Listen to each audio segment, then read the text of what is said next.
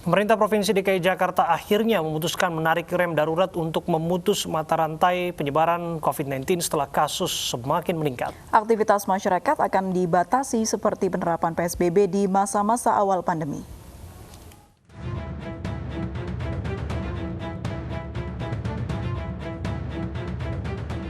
Gubernur DKI Jakarta Anies Baswedan menarik rem darurat penanganan COVID-19 di ibu kota. Setelah beberapa bulan terakhir diterapkan PSBB transisi, ibu kota kini kembali menerapkan pembatasan sosial berskala besar yang ketat. Keputusan diambil Pemprov DKI dengan mempertimbangkan sejumlah faktor, di antaranya tingginya kasus harian COVID-19 di ibu kota. Sejak PSBB transisi diberlakukan awal Juni lalu, tren penambahan kasus positif COVID-19 di ibu kota terus melonjak tak terbendung.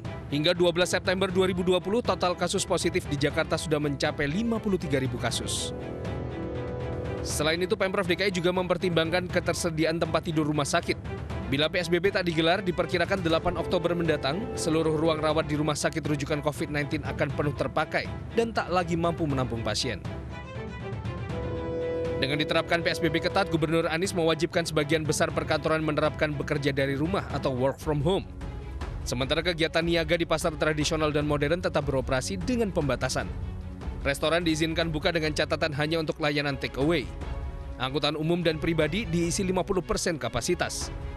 Khusus untuk motor, diizinkan berboncengan dengan wajib mengenakan masker dan sarung tangan. Tempat ibadah raya ditutup dan hanya diizinkan buka di kompleks perumahan atau permukiman. Sedangkan seluruh tempat wisata, baik yang dikelola Pemprov maupun swasta, ditutup. Warga juga dilarang menggelar acara yang menimbulkan kerumunan. Sebelumnya, PSBB transisi diberlakukan sejak 5 Juni 2020 dan kembali menggerakkan ekonomi di ibu kota. Namun selama PSBB transisi, jumlah kematian bertambah cepat, meski case fatality rate di bawah nasional dan global. Selain itu, pemakaman dengan prosedur COVID-19 juga meningkat. Bahkan jika PSBB total tidak diberlakukan, ibu kota akan mengalami krisis lahan makam khusus COVID-19. Dari Jakarta, Tim Liputan iNews melaporkan.